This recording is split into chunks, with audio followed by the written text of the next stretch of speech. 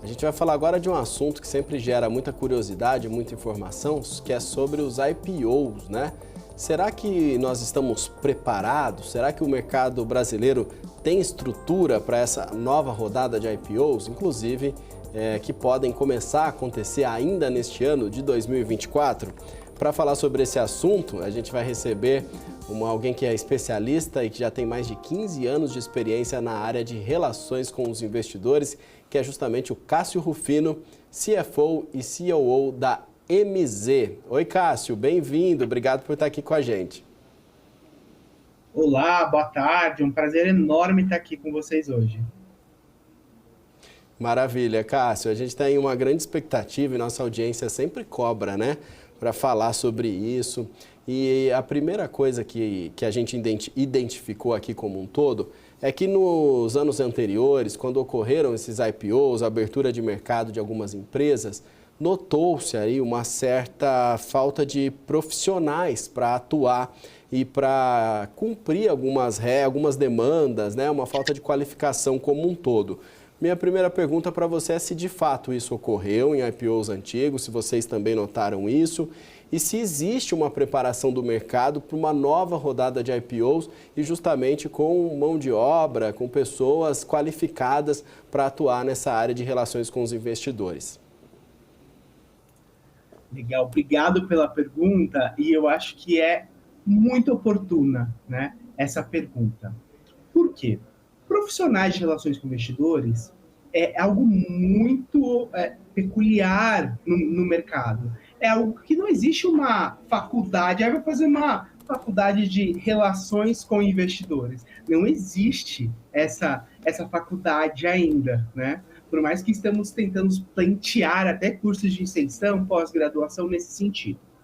Mas o que é importante a gente estar ciente nessa questão é que as companhias abertas, e até mesmo quem não é aberto, precisa desse grande profissional de relações com investidores, de comunicação financeira, que une dois grandes mundos, o financeiro e o da comunicação. Por quê? Esse profissional faz essa grande coleta de informações internas da companhia, ele prepara esses materiais para divulgar para o mercado, né? Essa é uma das funções do RI, se a gente pode simplificar. E com uma possível retomada, que é um pouco da pergunta que você me fez, do IPO, a gente precisa dessas companhias, desses profissionais, perdão. Lá atrás, quando teve a corrida, há anos atrás, né? Quando teve esse grande boom de profissionais, realmente faltou esses profissionais preparados.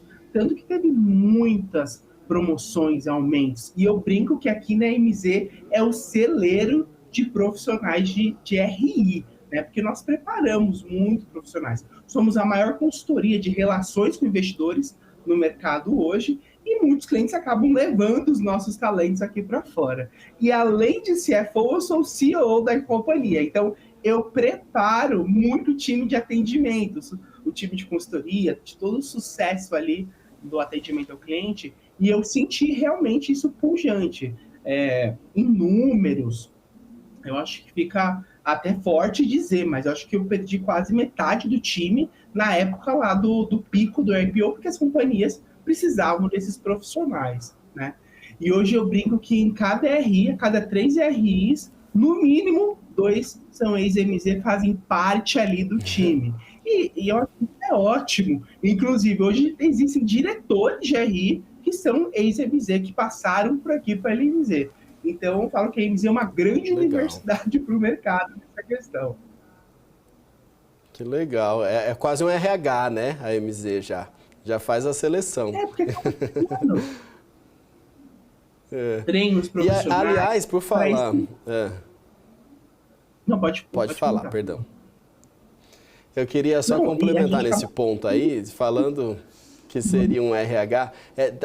Tem um delay, uma demorinha, então às vezes a gente está se confundindo um pouquinho. Mas agora vai, agora eu vou concluir a pergunta e a gente vai conseguir uma comunicação melhor. Cássio, mas nesse aspecto aí de funcionar quase, da MZ funcionar quase como um RH, eu queria saber, na sua opinião, quais são as competências que esse profissional precisa ter para atuar nessa área. E se já é possível começar a se preparar, mesmo sem a gente ter um IPO anunciado ou algo aí definido, uma data para isso começar.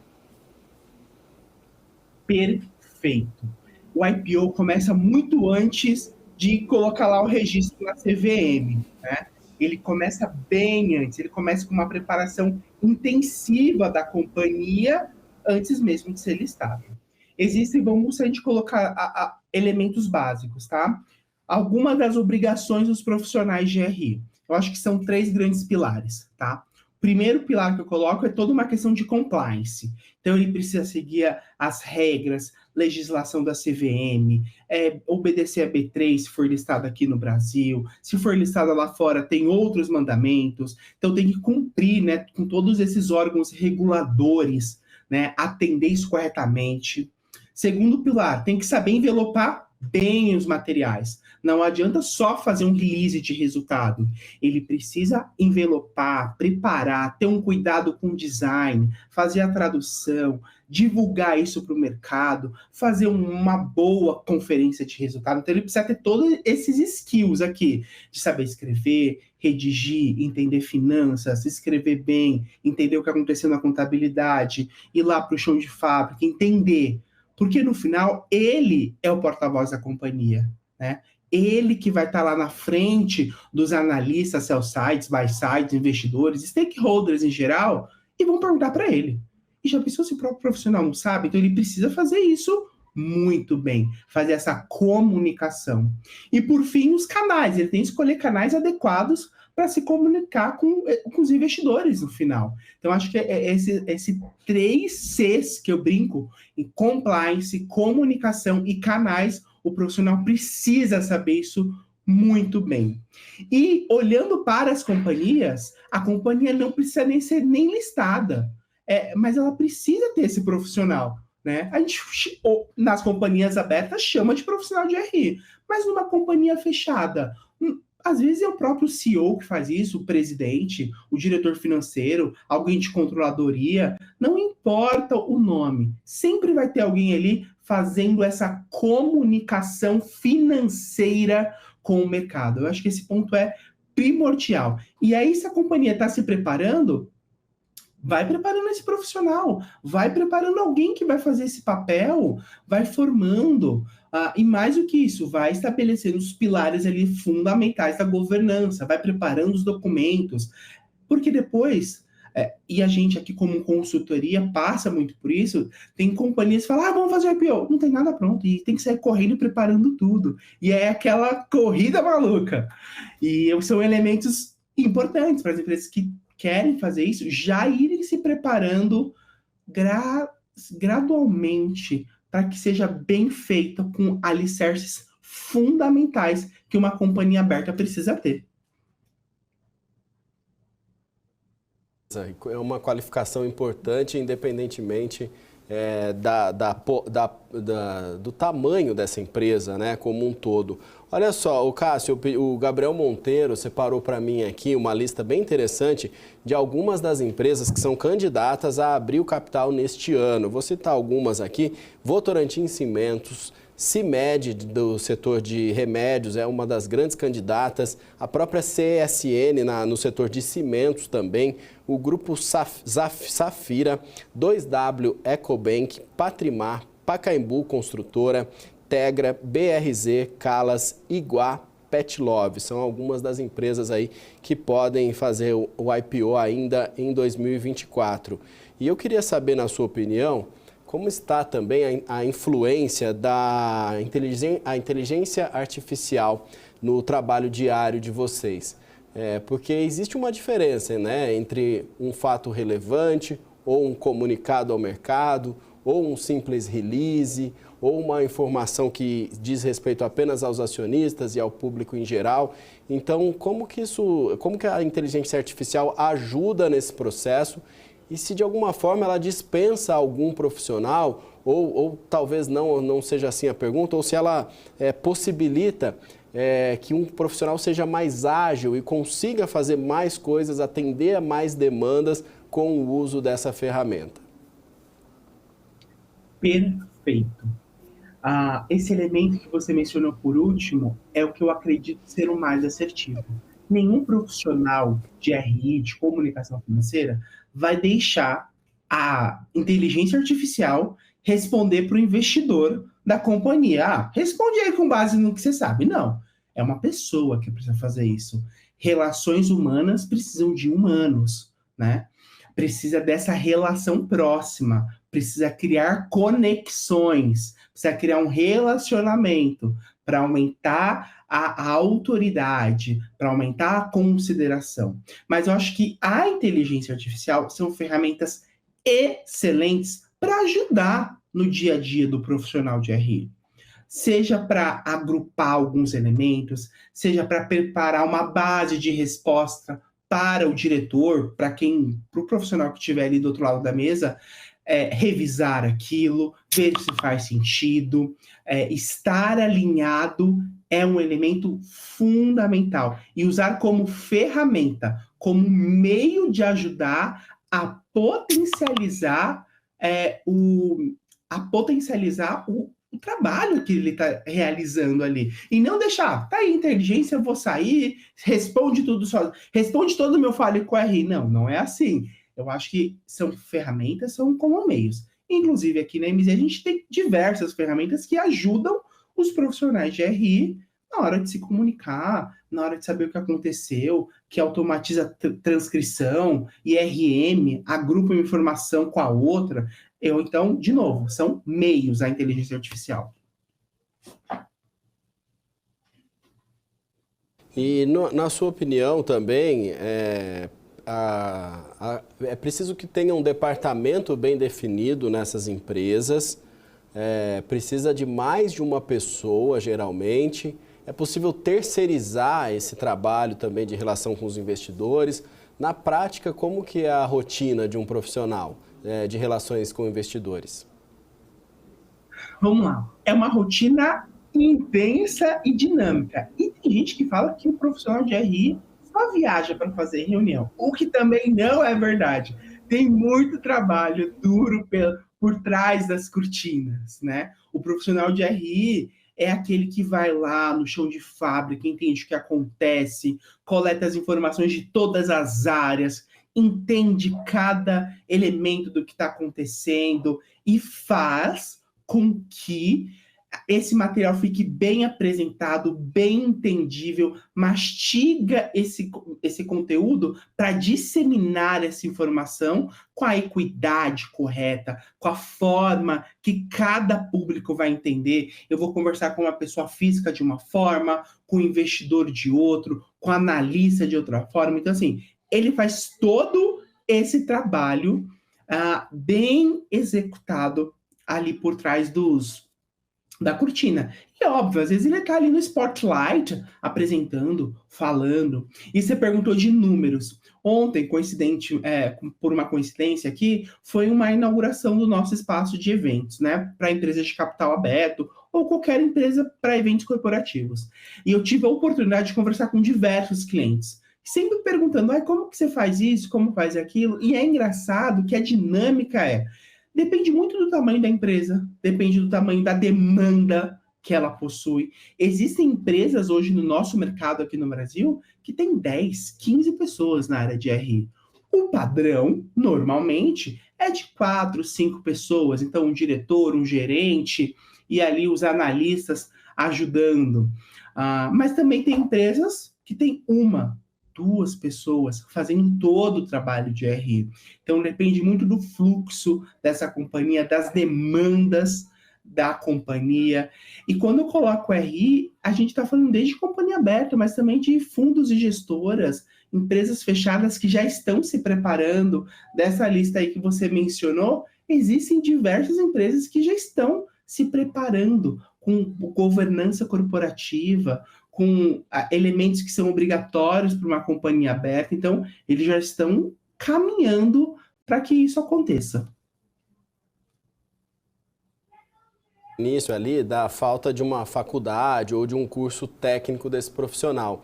No geral, hoje, quando vocês têm que selecionar alguém para trabalhar nessa área ou auxiliar uma empresa para contratar alguém que trabalhe nessa área? Geralmente ele é da área mais de comunicação, área mais de marketing ou é mais financeira? Geralmente qual que é o perfil escolhido? Tem muitas pessoas, muitos profissionais da área financeira. Tá? Eu acho que um dos fortes skills que o profissional de RI precisa ter é o financeiro.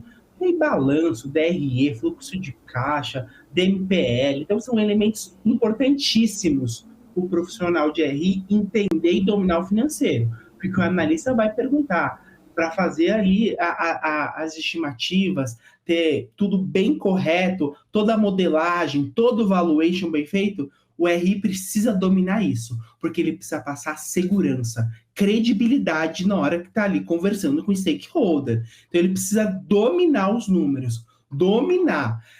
Não preciso, eu diria que não precisa ser um contador que sabe todas as regras contábeis. A gente também não precisa saber tudo hoje em dia, né? Mas precisa ter grande domínio daquilo que fala. E eu acho que como um outro grande skill é a questão de comunicação. Não adianta nada ele ser um incrível financeiro, mas não saber se comunicar, não saber conversar. Impossível. Então, eu acho que precisa desses dois grandes skills. O financeiro e a comunicação. Para que possa juntar e falar o que eu sempre digo para os meus clientes. Realizar a comunicação financeira da companhia. E eu acredito que nos Estados Unidos ou em outros mercados, a gente tenha também já um outro patamar neste setor como um todo. Mas a gente está caminhando, né? Caminhando bem, inclusive, e rapidamente, né? Se a gente fosse olhar aí no intervalo de 5 anos, a gente já vê uma evolução muito grande e hoje até uma certa naturalidade para saber que é preciso ter esse departamento, é preciso ter essa atenção nas empresas como um todo. Com certeza, com certeza. Esse elemento é fundamental. Às vezes eu participo de feiras internacionais e o perfil lá do profissional de RI já é esse que eu estou mencionando para ti, que faz a comunicação financeira, sabe todo o financeiro, sabe a comunicação e está ali sendo esse grande spotlight, preparando, divulgando, trazendo informação e tendo essa dinâmica. E com certeza o Brasil vai chegar, vai caminhar para isso e já estamos muito mais preparados, né? Bem ou mal, depois do vale que tivemos, né? Tivemos o pico do IPO, passamos aqui sem IPOs durante o tempo e agora estamos com essa expectativa de IPO. Acho que todos os profissionais tiveram tempo para se preparar, para entender mais, para ficarem mais maduros, para quando essa nova leva chegar, estarmos preparados. Queria saber também do ponto de vista das empresas, né? Das companhias, essa adaptação às regras do mercado acionário. É uma adaptação difícil? São muitas regras ou são regras simples? Ou seja, são situações fáceis de atingir, com planejamento, conhecendo bem os próximos passos, dá para chegar? Ou corre-se o risco de não conseguir se adaptar a tempo e aí até às vezes perder essa oportunidade, uma empresa acabar ficando de fora porque não conseguiu se adaptar a essas regras? Por isso a importância do planejamento, né, Cássio? Com certeza. Esse ponto de estar preparado, entender o que é, para onde está indo. E a companhia, quando faz IPO, não é só o diretor, presidente, o DRI, que precisa ter essa mente de companhia aberta. É a empresa como um todo. Porque nada pode sair de forma indevida. Eu vou dar um exemplo aqui para ficar mais claro. Né? Às vezes a gente fica só comentando na teoria, mas dando um exemplo claro. A empresa ali de pregos está fazendo IPO.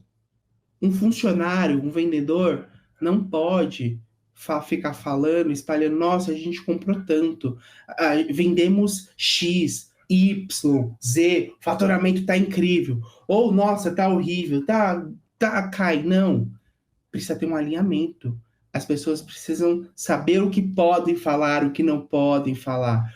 Por quê? Numa companhia aberta, se você faz esse tipo de guidance, você precisa notificar, você precisa arquivar, tem um procedimento para isso, né? Então, são elementos que os profissionais e quem tem esse objetivo de fazer o IPO precisa entender muito bem o que pode, o que não pode, como fazer, como não fazer, como não afetar o valor da ação. Tem diversas coisas que se a gente ficasse aqui mencionando, às vezes assim, o executivo precisa saber como se portar, como falar, até onde ele pode falar, precisa ter equidade de informações. Eu não posso falar uma coisa para você e outra coisa para outra pessoa, eu preciso falar a mesma informação, precisa arquivar a apresentação, enfim, tem muitas obrigações, mas eu não diria que são difíceis, são formas, né? Basta a gente querer fazer para isso acontecer da melhor forma possível.